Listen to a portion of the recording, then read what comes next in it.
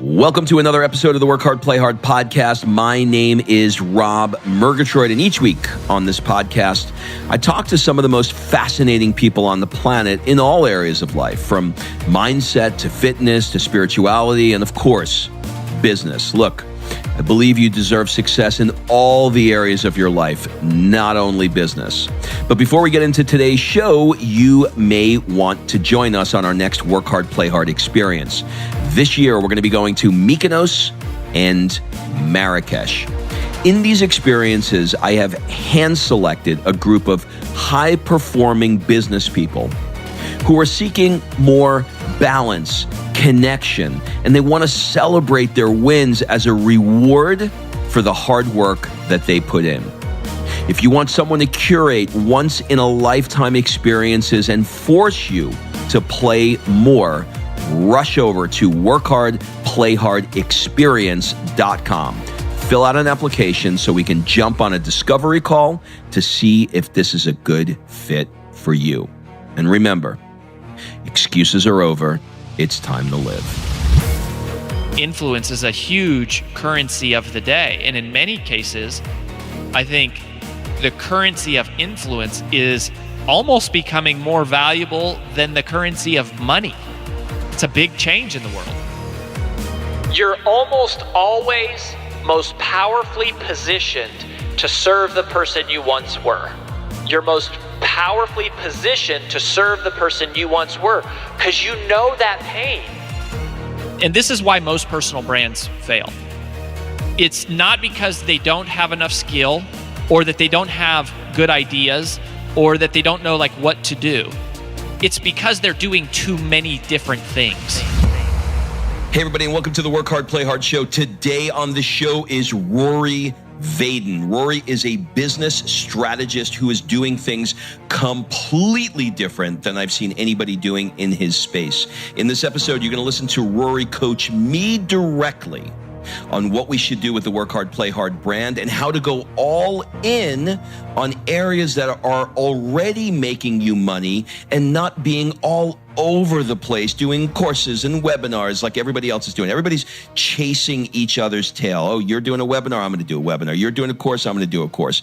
But it's diluting your message. This one is a very different episode than I've done before. It's much, much, much more tactical, and it's going to help you. So if you are looking to create a new business or are in a business and you just feel like you're being pulled in 1,000 different directions and you don't know where to put your focus, this is the episode for you. Give it a listen. Please enjoy this conversation with Rory Vaden.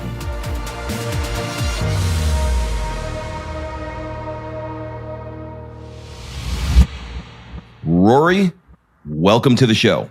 Man, I'm glad to be here. If everyone knew how difficult it was for us to get our technology connected, it's a miracle. I thought, the world was, the universe was conspiring against us, but we overcame.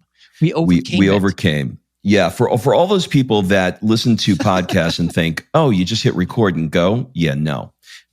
This is technology and stuff happens as it did today. But I want to officially welcome you to the show. And I'm super excited to have you on here because I've watched your business coaching in action with friends like Lewis Howes. Oh, and yeah. I saw the shift happen in their business and their life. And I'm excited to talk about some of those strategies that I think can really help people. One of the reasons why it was so important for me to have you on the show is I was with Lewis in Greece a couple of years ago, and he said we were sitting on the beach, and he said, "I'm going all in on the podcast now." And I was like, "Well, what do you mean by that?" He said, "Well, I'm gonna put all my effort into the podcast and not on all these other 20% things that are being very distracting."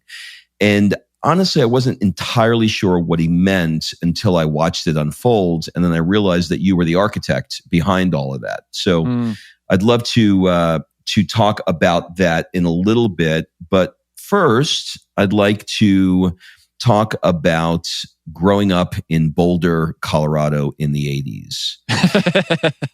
And maybe ask you, in what ways did You had something called the Dream Foundation. In what ways did that impact, let's say, the kind of work that you're doing today?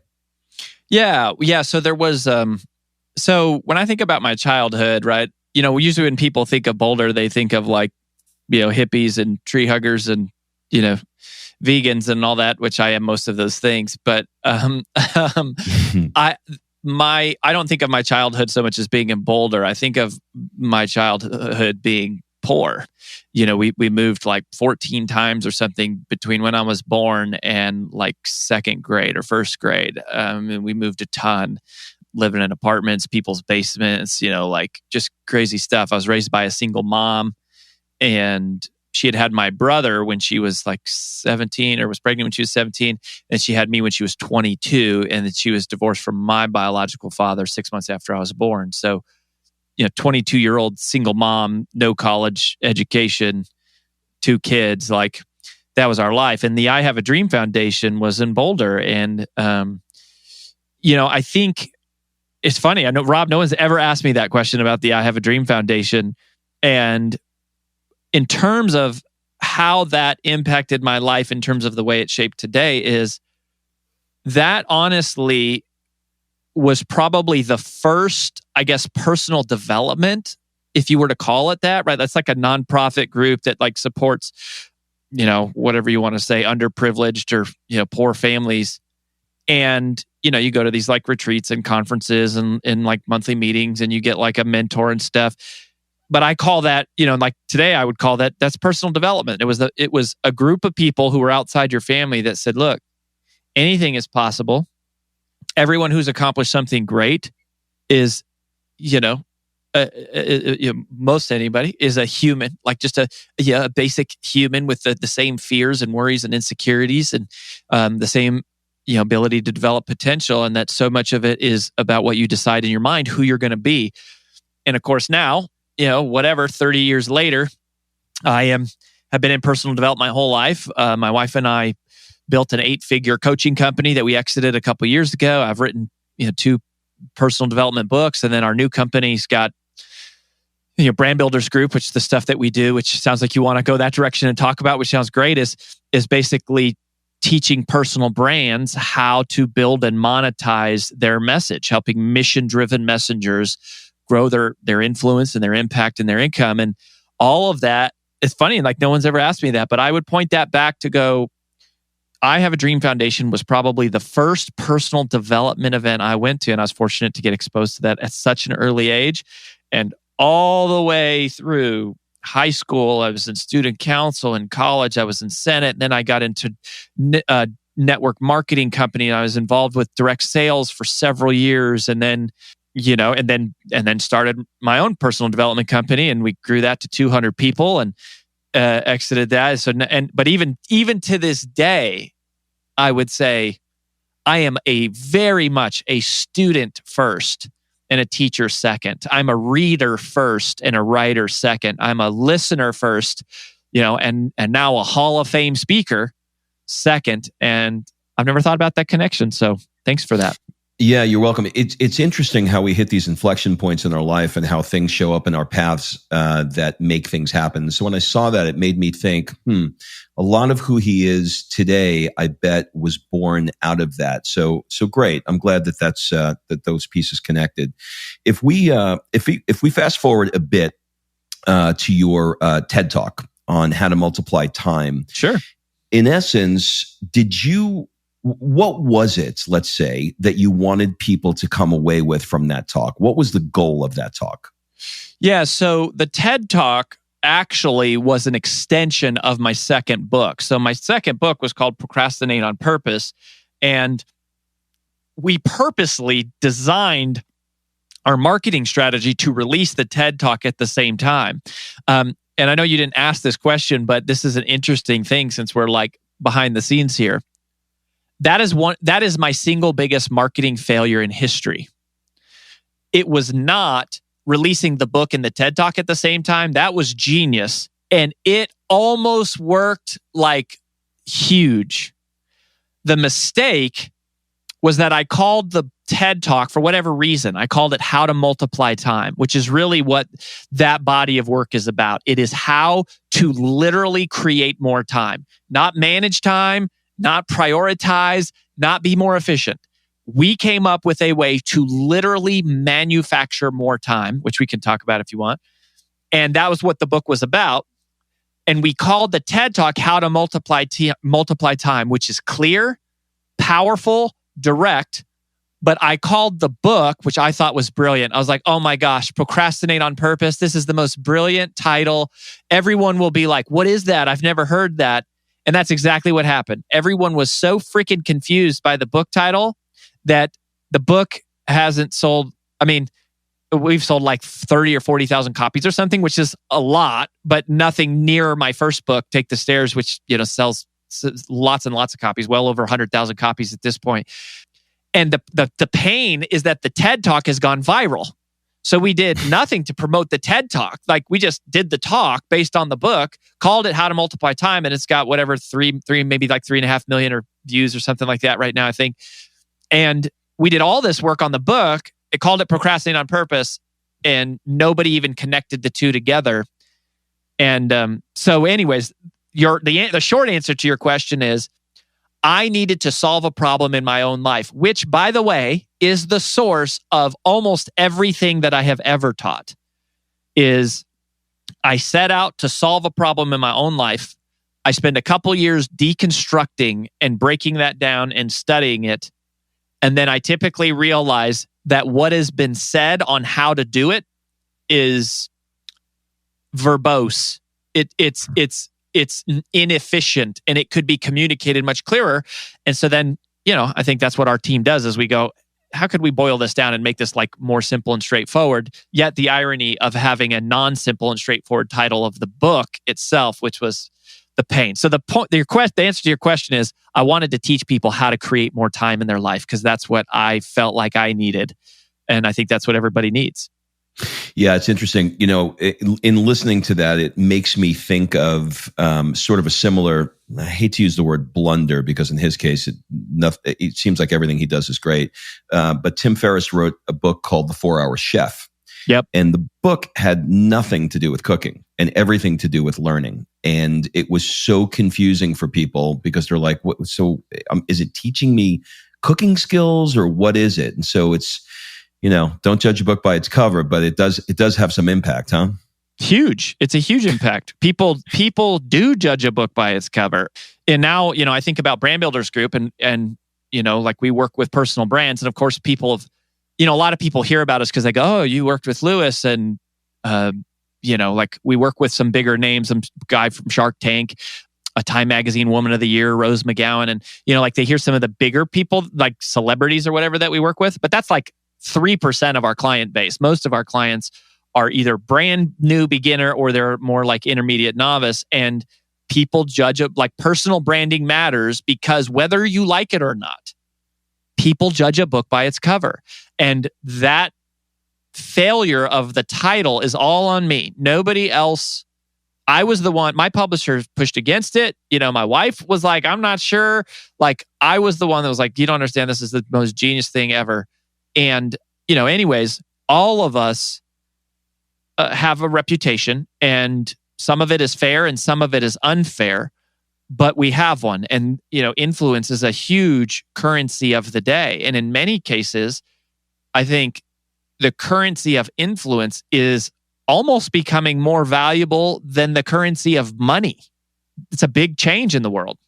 Yeah, for sure. The work that you're doing now is really, really, it's going right to the top. And so, we talk about like the 3% of the clients that you have, but Sure. Those 3% of clients that you have are really movers and shakers in this space. And, I got a text from Chalene Johnson's husband, Brett. Brett, to tell me about you. And that's how, I don't know if you know this, but that's how you and I wound up getting connected to do this podcast. So when I hear it, from Lewis, and I hear it from the Johnsons, I know that you've got some legitimate stuff that's really making a difference out there in the world. And when I listened to the episode that you did with Lewis Howes, maybe you did one or two of episodes with him, but yeah, you discussed going all in on what is bringing you joy and making the most amount of money. So, using him or anybody else that you like, can you sort of unpack what you are trying to do with clients when it comes to focus? Sure. Absolutely. And one thing just to clarify, like when you get into the world of Brand Builders Group, Brand Builders, our company now is a team, right? So you're saying me, but it's like we're a whole team, like a whole organization. So it's like our team is putting together all of this stuff. But okay, to use Lewis as a reference, right? Since that's one you're familiar with, and clearly you're hanging out with awesome people too, which is so great. And here's the other thing is I think with most of those bigger names, those all in every instance, they found us, like they came to us, including Lewis. And, so if you use Lewis, so here's the example. And this is why most personal brands fail. And you really probably could say most small businesses in general. It's not because they don't have enough skill or they're not gifted enough, like as a person, or that they don't have good ideas or that they don't know like what to do. It's because they're doing too many different things. And the illustration that we used visually when we show this to people is what we call Sheehan's Wall. And this is a concept that I was inspired by a gentleman named Peter Sheehan, who was more of like a corporate speaker, but we've kind of adapted that to personal brands, which is like, on one side of the wall, you have people who are unknown in any industry or any niche or any vertical. And then on the other side of the wall, you have the people who are known. They're the celebrities. They're trusted. They're the people with influence. And everybody's trying to break through this invisible wall. And what happens is we hear a lot of different advice. We have a lot of different ideas, and we talk to a lot of different people, and we watch a lot of different people for like trying to figure out what's the code to like breaking through the wall. And so, like we have many different topics. Like, gosh, I'm super passionate about leadership and fitness and dating and marriage and sales and, communication and and lifestyle and being a mom and whatever. And so we have all these different topics. And then we hear about all these different marketing strategies, right? Like, I should be on, Snapchat, and I should be on Instagram, and I should be on TikTok, and I should be on Pinterest, and whatever. And we hear all these different business models. Like, oh man, the money's in the membership sites, bro. Like recurring revenue, that's where it's at. But really, video courses are where it's at because they're totally automated. And you only need to build them once. And really, if you want to grow a huge company, you need a coaching business. But if you want to impact a lot of lives, you should do live events and get like 1,000 people. And what happens is when you have diluted focus, you get diluted results. It is that simple. And the best piece of branding advice that I'd ever received, and I always make this clear that this is not a Rory Vaden quote. I wish it was, but this was not like a Rory Vaden original or a Brand Builders original. I heard this from a guy named Larry Winget, and he said this, and I heard this early in my career. He said, the goal is to find your uniqueness so that you can exploit it in the service of others. Find your uniqueness so that you can exploit it in the service of others. And, I've been on a journey for over 20 years to build my career as an author and a speaker and an entrepreneur, and my wife and I, so like, we had also related to that. We had built a coaching company, and we had built an events company, and we had built a speakers bureau. We built several little, entities that were all wrapped up in this exit that we had. And so we started over 2 years ago, like everything, all our team, social media, email list, everything. So like all of it's gone in the transaction, started over from scratch, right? And what we realized is we said, well, gosh, we need to help other people. Like a lot of people are struggling to figure out what they should talk about and really what their uniqueness is. And so we developed this framework that we call the brand DNA helix that we take people through in phase one. We've got 4 phases that we take people through. And in phase one, we help people find their uniqueness. And to use Lewis as an example, and this is what I think is sometimes tricky about understanding what we do. Like, we don't solve the problem we don't tell people who they should be. Like what we do is we help them realize who they are in their essence. Like, it's not like we come give you some answer that you haven't found yet. Like, you're exposed to something you don't know. It's more like we're removing layers of all the distractions to help figure out at your essence already, who are you? And it's not even like, who do you need to become? It's like, who are you and how can you be more of that? Because that is uncopyable. And there's all these different, exercises. There's 6 core questions of phase 1. We can talk through as many of them as you want. But to find their uniqueness. And a lot of times, like with Lewis, we really can't take much or any credit at all for Lewis being who he is. Like, I met Lewis way back in like 2013 or something after my first book came out, and I was 29 years old, and Take the Stairs, that was my first book, had hit number 2 on the New York Times, and Lewis was like a rising podcaster, and my media team cold pitched him. That's how we met. But then after the show, I was like, hey man, you're so young and I'm young. Like, are you going to do a book one day? And he's like, I am. And so I said, well, let me share with you. Like, I'll tell you everything about how we did it. And we became friends. And then we stayed in touch.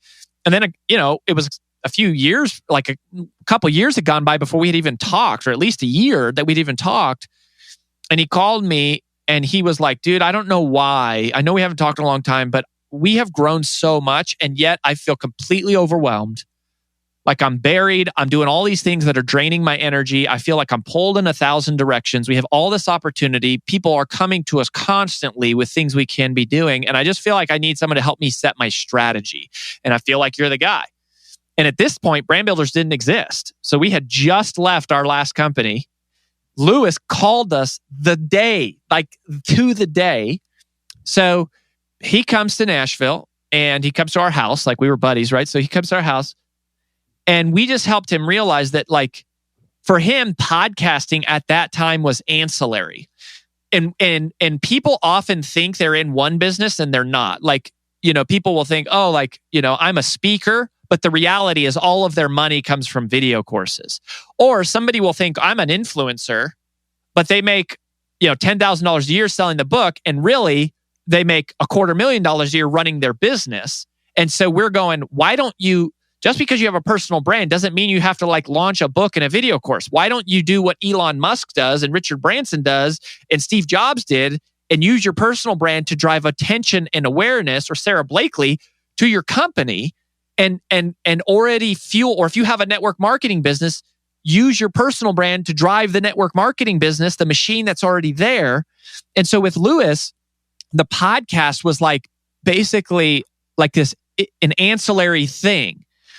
And what became obvious to us is if you just went all in on this thing, it is very scalable. And we teach people to look for what we call dares. These are, we've not found a business model that has all 5 of these perfectly. But when we're helping clients, and one of the things we do in phase 1 is help people figure out how do they make money. That's one of the questions, is going, okay, how can I turn this into money making? Is we look for DARES, and it's an acronym, and it stands for digital.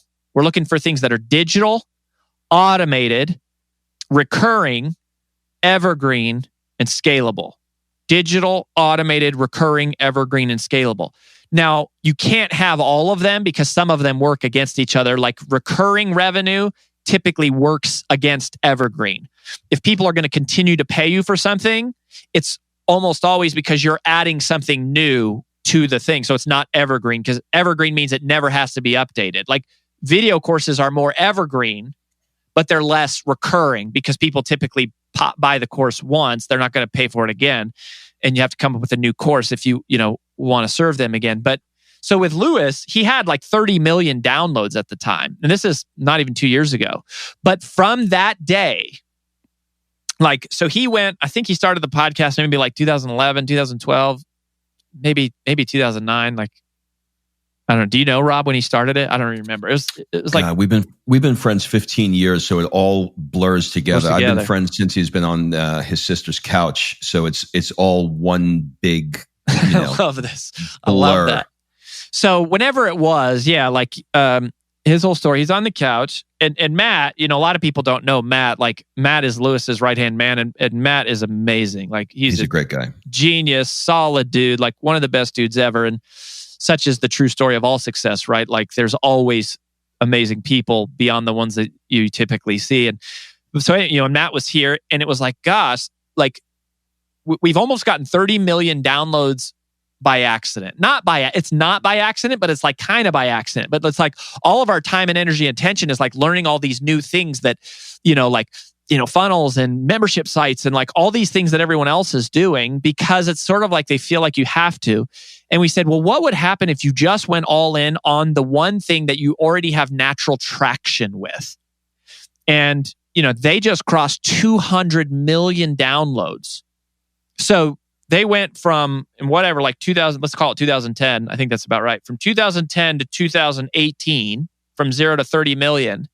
And then since they made this decision, from 2018 to 2020, from 30 million to 200 million. So that's over almost 7 times in 2 years. Now, again, a lot of that would have happened organically, but a lot of it happened as the result of Lewis going, yes, I'm going to go all in on the thing that I love, that gives me life. And that's what's amazing, is that when you find somebody's uniqueness, it's not the battle. Like, yes, it's hustle. Yes, it's hard work, but it's not like, oh, I have to get through, boot camp. Like, I hate this. It's horrible. It's discouraging that you might not have results right away, but the work itself is life-giving. It's invigorating. It's like fun and it's challenging. So let me jump in here with a question. So when I think back at that time in Lewis's career, and we're just using him as an example, I'm sure we can have 10 other people, but the reason why Lewis is a good example is because a lot of people know who he is. A lot of people know him, yeah. Yeah, they've followed his journey. So if we're thinking about that time in the very beginning of Lewis's career, or let's say, sort of like, I don't know, maybe halfway through his beginning to where he is today. Yeah. He needed revenue to be able to keep the business going. So Sure. That revenue was made through coaching and all of the 20% ancillary that he's now cut out. So my question is there a time where that becomes premature to go all in on your passion, all in on the thing that, that you're great at, because you just need to pay the bills, and know that there's going to come a time where you're going to shift directions and you're going to go all in on it. For example, a lot of people who listen to the show have their own podcast. And if, they have their own podcast, a lot of people are making money through things like coaching and events. But really what they want is they would love to just be doing podcasts full time. Like that's their passion, but they're making money in the other areas. How do you address that? Yeah. So this is classic phase 1 stuff. There's a whole framework and discussion around this. So we call this like at our event, our phase 1 event, and we do one-on-one coaching, but we also have events that people come to along the way. So we've got 13 different events, all grouped into these 4 phases. But online or in person? They're actually virtual now. They used to be in person. Now we're just doing them virtually. But the one 13 in person, like people fly to Nashville 13 times? Yeah, over the course typically of a couple of years. Wow. Okay. Yeah, but I mean now they're like virtual, and we're loving it. So like we'll probably go back to doing in person too. So like when we work with Lewis doesn't come to our events. Like most of those, I guess, celebrity types, if you want to call them that, they do what are private brand strategy days. So they just do like one-on-one, and it's usually like them and their manager and their team or whatever, and then a couple of our strategists. But most of the people we work with, like I said, are not those people. It's people are often shocked at how like affordable our services are. And we do one-on-one coaching. Like we assign a strategist to a person that does that's our business model. Our business model is not video courses. It's not membership site. It is a one-on-one coaching program. And then, we have these, bursts, which happen in these like 2-day events, which are these 13 topical areas that I'm talking about. But in the first event, this phase 1 conversation, we take people through something called the golden grid. And it's a very simple grid. You could do it. You could kind of coach yourself through it right now. Like if you have a sheet of paper and you just made 2 columns, and the one column would be short term, the other column would be long term. And we look everything that we do. Like brand builders is playing the long game always. Our uniqueness, our word is reputation. We're interested in money, but we work with mission-driven messengers who are people that are like, I'm playing the long game. I'm not trying to convince people that I have 100,000 followers when I really don't. I'm not, trying to like use a fake chat bot to make it seem like there's a bunch of people in the webinar when there's really not. Like that, we're just playing a longer game. And if someone decides they want to do that, that's an intentional decision they make, which is fine. But we're going like, you can do this a certain way, and it's going to build slow, but it's going to build powerful. And so anyways, we're looking long-term and short-term and long-term. And then your rows, okay, so your rows, there's 3 rows. So row number 1 is primary business model. So that is like, what is the number one way I'm making money? And you got to get clear on that. To what you said, Rob, is so genius. Like, just because you want to be a keynote speaker one day, that was my dream. Like, I got started in all this. I wanted to be the guy standing on stage in front of 10,000 people. Like, that was how I started. And, later I became a writer. And then I became, I guess I would call it an online marketer. And then I became what I would consider a true entrepreneur. But, primary business model, what's paying the bills short term, but then also ideally, if I could design my ideal life long term, what would I want to put in that box? And so that's what we got to get clear on. And then the second row is what we call secondary business model. So we kind of make an allowance to go, okay, there's going to be 2, and your short term primary business model could be your day job. Like, you could be a corporate. Like, a lot of our clients are, their short term primary business model is don't get fired. Like, I have my salary and my benefits. And then my secondary business model, though, is not choosing 100 products to launch. It's choosing one and building one great funnel with one great marketing plan, with one great continuity, like content plan that grows and grows and grows and drives that one thing until that one thing can make enough money that it becomes an escape hatch, so to speak, from whatever the thing is you're doing now, whether it's a corporate job or it's, some other job, business you started that you're not really passionate about anymore. It's still, everyone has to build the escape hatch. You got to, it's tricky because you have to keep one thing going, like you're circling one plate, but then you're dedicating 100% of your excess time towards the second thing. So you're expending the minimum amount of energy to keep the main thing rolling, while you put 100% of your energy into developing the second thing, which hopefully becomes the primary thing long term, right?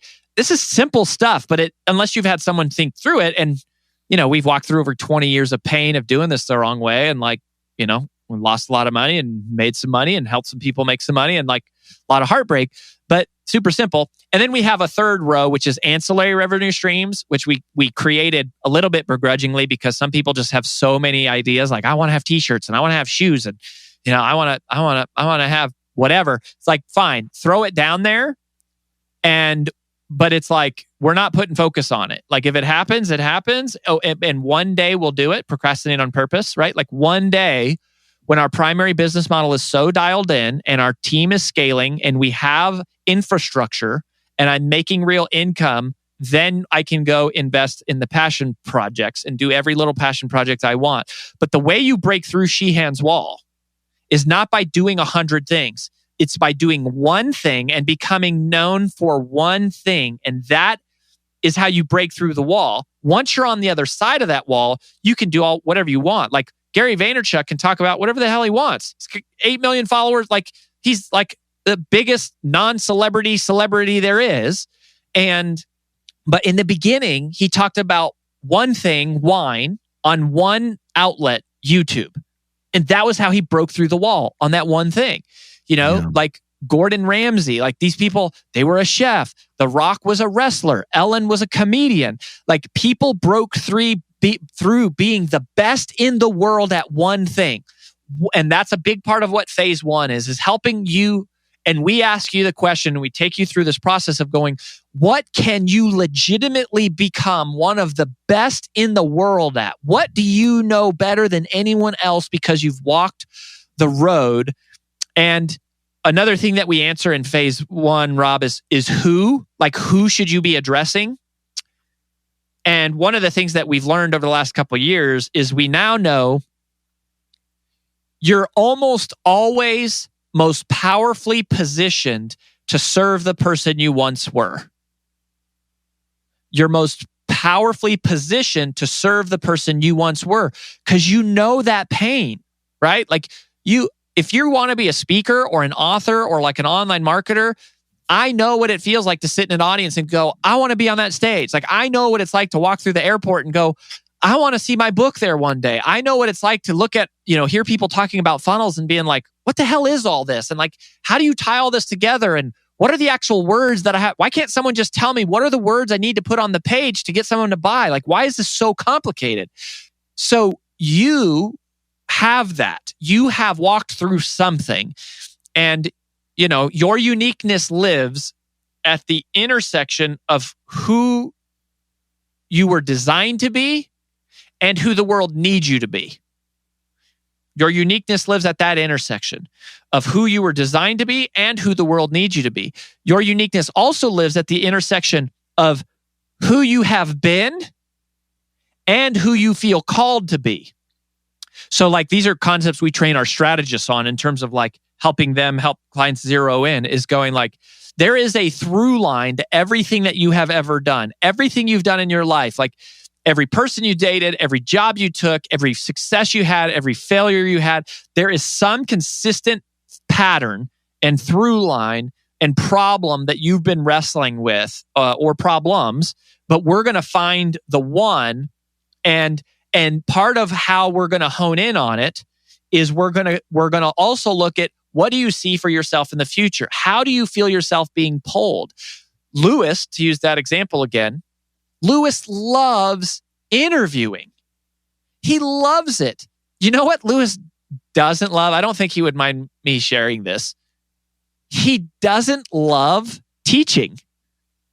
Like he doesn't mind teaching. Like he's a good teacher, but like he's a master interviewer. Like he relates with people, he connects, and it lights him up. And the School of Greatness, right, is all about studying and learning the things that he never learned in school to help him be a better person. And that is what people are drawn to, is just like this kid who was a kind of a dweeb and made fun of and like insecure, learning and finding his own confidence and his own greatness, and the problem that Lewis solves, and this is one of the things we got clear on with him, is self-doubt. So his whole brand is oriented around solving one problem, which is the first of the 6 questions I mentioned in the brand DNA Helix. And most people can't answer this, Rob, which is, tell me in one word, what problem do you solve? That is the genesis of a personal brand. And the work that we do in phase 1, that's where it starts. And we take people through an exercise. We create this problem cloud of all the problems they think they could help people solve. And then we narrow it down and we're helping them figure out because if you don't know what problem you solve, there's no way in hell your audience will ever know. Like for brand builders, the problem we solve is obscurity. Someone who feels unclear, untrusted, and lesser known than they feel like they should be. And our avatar is mission-driven messengers. These people who are like, they want to make money, like they like making money, they need to make money, they're good at money, but at the end of the day, they're led more by like a calling. And that's who we serve. And so, wow, I mean, it's really, really amazing. As I'm listening to it, I can't help but put myself in that position. I think a lot of people are there too. So if you're game, I'm going to throw a personal situation out at you, and maybe you could just give me a gut reaction to it. Sure. So this is for you? Yeah, this is for me. Okay. So, and I like to put myself in it because I know a lot of people, like you said a minute ago, serve the person you once were. I know there's a lot of people who are, in a similar situation who are listening to this. So, plus you do the same thing I do, Rob, which is I use my podcast as a way to get free coaching. Like that's how as an interviewer, that is literally how I think. I actually, in our podcast power event, I teach people that. Like I ask the questions that I want to know for me selfishly, and everyone listens in. So I love everybody playing wins, this right? game. Yeah. Everybody wins. Okay. So here's the scenario. My wife does network marketing. Love it. And I'm a huge fan, by the way. Awesome. Love it. Awesome. We've done really, really well. It's allowed us to basically retire and live here in Southern California. We moved from Atlanta. Amazing. And by retire, I mean it covers all of our overhead. Yep. And I do a podcast, and I've got two things. One is I do what's called a Work Hard, Play Hard event. And twice a year, I take entrepreneurs who don't take any time that they need to take to do fun and cool things around the world. I kind of force them to take the time off to get away from their problems. And the last one we did was we did two this year. We did one in the south of France. They woke up in the morning and I had vintage cars waiting for them. And we went riding through the French Riviera. And then we did a goal setting session as a castle, in the castle as an example. Had speedboats waiting for them. We went to Saint-Tropez and partied for the day. We recently just did Italy. We went truffle hunting in Chianti, and then had some Italian grandmas teach us how to make pasta. So stuff like that. So that's the event. So the podcast feeds those events. And once a week on my same feed, my wife and I do what we call a Friday Date podcast, where we talk about relationship stuff. And I do coaching for people that really would love to be able to afford my bigger, we'll call it a mastermind, that travel thing I just explained, but don't really have the income to do it. And they're trying to build. So I do coaching for them. So in some ways, it feels like, we're all over the map. And one of the things that we're considering now is because we're extremely happily married, we work together on a lot of projects. People are always asking us relationship questions. It's great. So we were thinking of putting together a relationship course. But now when I watch what Lewis did and I listen to what you just explained, now I'm running through the filter in my head and I'm saying, well, I've got these Work Hard, Play Hard events. I've got coaching. I've got the podcast. She's got network marketing. Now if we add one more thing like relationship course, does that, fly in the face of everything that you just said? Well, it's not so much does that specifically fly in the face, but a practical question that you can ask about every task, and this is more about like my time management book, right? Like the Procrastinating on Purpose, or my TED Talk, which is free, right? You can go watch my TED Talk. In a practical sense, every time you add something new, it takes away from something that you're doing, right? I mean, that is just a practical truth, that anytime I say yes to one thing, I'm simultaneously saying no to an infinite number of others. For sure. And so the mindset of this we teach actually in Procrastinating on Purpose, which is you figure out the things that multiply your time. So I'm not going to give you the whole TED Talk here, not because I wouldn't, but just because of time. But I'll tell you the whole book in one sentence. How do you multiply time? Rory, that's impossible. No, it's not. Here's how you multiply time. You spend time on things today that create more time tomorrow. You spend time on things today that create more time tomorrow. There are certain things you can do right now that as a result of doing them today, it will create time for you tomorrow. And that's why everyone's screwed up, because we call that the significance calculation is thinking outside of the lens of today. There's nothing we can do to create more time inside of one day. We all have the same 24 hours, which is 1,440 minutes and 86,400 seconds. So I can't teach you how to create more time inside of one day, but I can teach you that there are certain things you can do today. Like if I set up online bill pay today, that's going to take 2 hours of my time. But now it's going to save me 30 minutes next month, and 30 minutes the month after that, and 30 minutes the month after that, and 30 minutes the month after that. And so after 4 months, I will have broken even on that investment of time. And every month thereafter, I will be multiplying time. That process will be running without me. And so while nobody has time in their calendar to set up online bill pay, like nobody has extra time, just like no one has extra money laying around to invest. You create the margin to invest by sacrificing something in the short term, and you make a deliberate, intentional, strategic choice to place that investment based on what the return is. So in a short scenario like this, without having the full context, completely of everything that's going on, I can't really say yes or no. The way our process would work is we would go, Rob, what problem do you solve? Like, what problem, in one word, do you want to dedicate the rest of your life to solving? Now, from what I know about you, just from being on your website, like I saw your videos of you and Lewis in Greece, and like some of the trips and stuff you're talking about, and checking out your social a little bit here and there, and what you've shared with me, it seems like you have a real passion, somewhere in the realm of like entrepreneurship. So we know like is something related to that, and if that's the case, because even your wife with network marketing, that's kind of like, they're not entrepreneurs, but I would call them intrapreneurs. And I mean that reverently. I love direct sales and network marketing. But you have some passion for helping people build a machine that helps them grow income.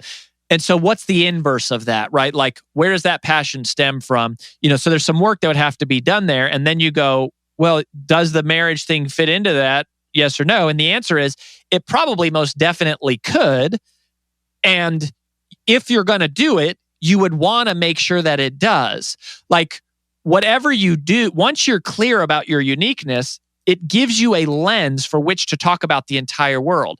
It doesn't mean that the only thing that Lewis is ever going to talk about is self-doubt.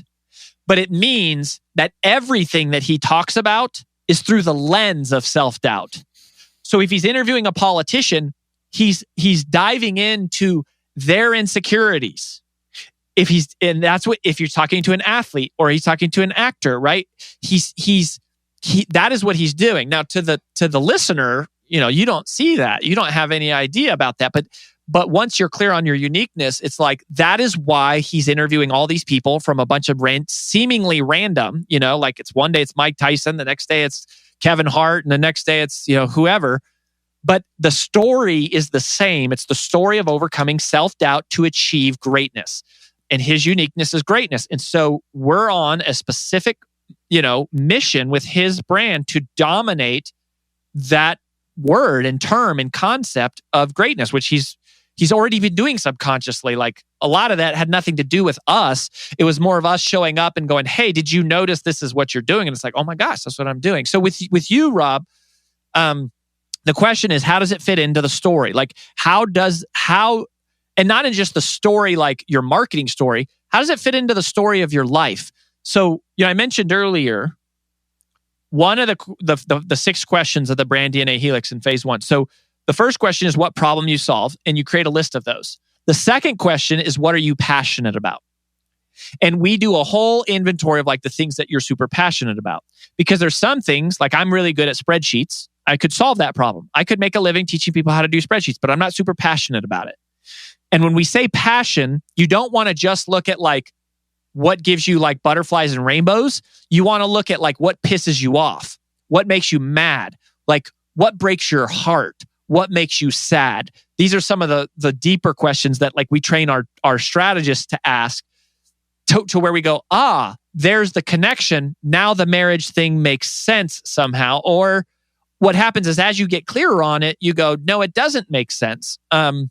So it depends on what problem you solve, who do you solve it for, and how do you make money doing it, which are all the three questions that we answer for somebody in phase 1. Now, at first glance, I would say, yes, that's going to take away time from something. And here's how you know when it's a definite mistake. If you can't afford to take the time away from the thing you're doing, it's a mistake most likely to do it unless you feel strongly called, like this is your financial future. But one of the beautiful things of financial freedom, like money works the same way. You break, like you first of all, it's like you get debt free, then you build up some savings, then you get some, investments and passive income, and then you have some like recurring income, and now you can take some more risks. You can explore. That's like breaking through the wall. Like multiple streams of revenue is terrible advice for new businesses. It's great advice once you're through the wall. Like once you're a wealthy person, you don't want to have all of your savings in one company. But most of the people who invest in a lot of companies, they made their first money by doing something that was focused, right? Like Alex Rodriguez was a baseball superstar. He didn't do baseball and basketball and football. He dominated baseball, made his money, and then broke through the wall. And now he invests in multiple different things. J-Lo's a great example of that. So it sounds like in your case specific, Rob, from what I'm just gathering from inference, you and your wife are in a pretty different place than probably the average person listening, that you've got a pretty healthy amount of financial freedom. And that's one of the benefits of being on that side, is that it's like, if you want to do it, hell yeah. It's the same way, like, if you want to buy a Bentley, should I buy a Bentley? The answer is, well, if you're broke, no. If you're so wealthy you have the money, hell yes. Like buy the Bentley. Neither of them mean you're a better person or not. It's just a practical function of like, where am I at on my journey? And the more focused you were in the beginning, you created acceleration that broke you through the wall. And then you get to the other side and you have more flexibility. Now, the reality is you're going to reach ultra performance by focusing again. So, for example, if you have a network marketing machine that's running, I'm not saying you should do this. I'm saying this is one question we would ask you. Like if we were sitting together for 2 days, we would say, let's think about this. What if we redirected everything we're doing back to that and everything was all in on that? And there may be reasons you wouldn't want to do that, and that's totally fine. But it's a question you should ask because you go, if you're already experiencing success with that, what would happen if you went all in on it? Could it double? Could it triple? Could it quadruple? And what's crazy is that for most of us, the fastest path to cash is to monetize the thing you're already doing. For all of us, always. The fastest path to cash is to optimize and focus and monetize the thing that like you're already doing. Now, there may be reasons long-term why you don't want that to be the only thing you do long-term. And then you go, great, let me create a secondary business model and I'm going to start planting the seeds and I'm going to start growing it, nurturing it. And I'm going to birth that baby and I'm going to grow it until one day you can make the pivot. And that's a strategic decision. So it's like you can't evaluate it just in a microcosm, but if I were for you, I would say, one, if my assessment is correct, you guys can probably afford to do something like that. If you have financial freedom and financial security and it's something you're passionate about and you love it, it's like, yeah, take the vacation, buy the Bentley, create that side project. Although I would still encourage you to go, how does that fit with the overall through line of what Rob is about and maybe what your wife is about, depending on what's going on with her personal brand and your joint brand. So that we have a couple couples that we work with, that's, even a little, there's some nuance to that, so I would say, yeah, do it. Or I would say, hell no, don't do anything. Grow the crap out of your network marketing business and make that thing so efficient that the thing runs like absolute clockwork, and all of your recruiting and your training and your marketing and your order fulfillment and customer service and every single thing is so dialed in and so automated that thing just grows a pile of money on top of pile of money on top of pile of money. And all the people in your downline, it's like you're basically sending them checks every month because you have the system so dialed in and then you're teaching them how to do it. So the answer is you could or you could not. But that's how I would think about it. And I know that probably doesn't help you at all. No, that was actually really, really interesting. Here's what I'm learning. I'm learning that the reason why you have people come out there 13 times, or the reason why you're doing it virtually, or the reason why you've got all these models that are set up to go through sequences is it's very difficult to give one answer because there's so many freaking components to this thing. I understand the overarching concept though. The overarching concept makes sense. I mean, once you start to dilute yourself, you're all over the place. Right. Everybody's following each other and chasing their tail and doing the next course and the next webinar and, what's the next gizmo and gadget, but they're not. And everybody is selling a formula as if it were the same for every person. And the reality is it's not the same. A person is extremely nuanced. All right. So for the person that's listening and saying, okay, Rory, I'm down. I think you're right. I am either A, at the very beginning and I want to do this right. B, I'm coming up. I'm starting to come on multiple things now. I'm being pulled in 3 different directions, or, I'm doing really well right now, but I hear what you're saying and most of my money is here and I'm going there. What are the options that are available for people that want to use your service? I know you said that you have some group things. I know you have some private coaching things. Where do they go? Yeah. So here's what they should do. They should go to freebrandcall.com/workhardplayhard. Okay. freebrandcall.com/workhardplayhard. And what we will do, and this is how we roll, we will do a one-on-one call with you. That's what our team does. We do human interactions. So, and I'll just tell you this, our entry price point is $99. Yep. And then, when we do a private strategy day with some of these celebrities and stuff, like it's higher than that. But our main programs for like one-on-one coaching are, a few $100 a month. And if you're, like our primary thing is get a one-on-one coach, get 2 hours of virtual training from me every month, and come to 4 events a year. And it's like super, it's very affordable. So the answer is, what do you need? And it depends on your situation. And that's why we would do a call. So I would say go to freebrandcall.com/workhardplayhard. And then just request a call and we'll just talk to you and we'll help you figure it out. But if you're a mega superstar, like millions of followers, we have a lot of those, clients, but it's a small percentage. And if you have 0 followers and you're like, I'm just thinking about it, still go. Because the education is really the same for everybody. The application is what is extremely unique. The education is the same, but the application is unique. We're in the business of application, which is why we do one-on-one coaching as our core model. So I would say just talk to us and we'll tell you. And we'll also tell you like, you're not ready for us, or we'll tell you like, we're not the right fit. We don't mind doing that. So just go request a call. Okay, I love it. I've got 2 more pages of questions that I have not gotten to, so I'm going to try and do a part 2 with you somewhere down the line. Sure. But I cannot thank you enough for this. I think that you are doing something. I know that you're doing something that nobody else is doing. I know that from personal experience, I've watched people make transformations not only in their business, but, let's face it, we only have so many years on this planet, and we want to be doing shit that we like, that we're excited about, that we're making money at, we're helping people. And when you're scattered and you're a mess and you did this for freedom, but you wake up and you're a shit show because you're in 20 different places, that's not living a life. So I really, really am a big supporter of what you're doing. So I just wanted to, personally thank you for all of that. So do you have any final words, suggestions, or an ask for people that are listening? No, I just, thank you for that, Rob. I mean, that is awesome. I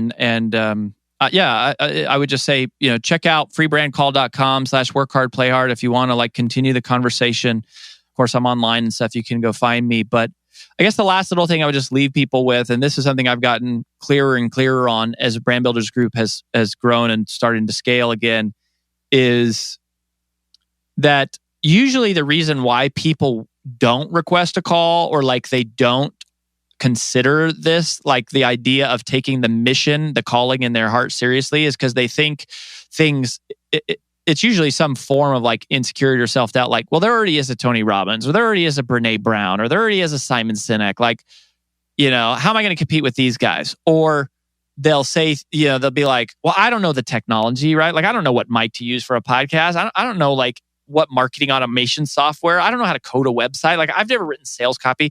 And they'll get totally hung up on all of these, small technical things about why they can't, or a bigger thought of well, there's already someone else, or I wouldn't be good enough, or they have the imposter syndrome. And the thing that we've started to realize, especially working with a lot of our smaller clients, is that the calling that you feel on your heart to share some message, it's actually the result of a signal that's being sent out by someone else who needs you. And that person needs you more than you need them. And that person can only hear from you. They can't hear it. It's like radio frequencies. It's I can have 2 radio stations playing the same song at the same time, but I can only hear the song on the frequency that I'm tuned in on.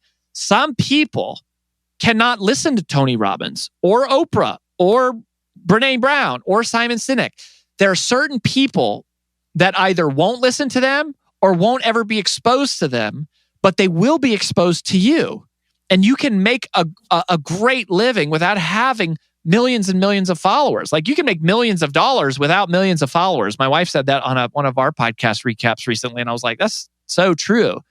And so think about that person and realize that they're out there right now begging for and pleading for and perhaps down on their hands and knees praying for the answers to problems that you have already solved, for the answers to questions that you know like the back of your hand because you've already been there and you've already walked through it. And so if you feel that calling, just know that that signal's coming from someone else and step towards it and see what happens. Boom, drop the mic. That was great. That's going to be my pull quote. I'm pulling that audio right out. That was great. That was amazing. Thank you for this. Of course, man. It's my pleasure. I know you have invested so much into your audience, and the work and the relationship I know is sacred. Like, I've just seen your roster of just like incredible episodes and the stuff, the people you've had. And so it's definitely a privilege to be here, Rob. So, thanks for that, taking that risk on me. Thank you, buddy. All right. Thanks for listening. If you love this episode and you know someone that needs some help in either stepping up their work hard game or their play hard game, it would mean the world to me if you shared this podcast with them to help me get this movement out there. So if you like what you heard, head on over to iTunes, take 30 seconds and leave me a 5-star review, and I will be forever grateful. So until the next episode, excuses are over. It's time to live.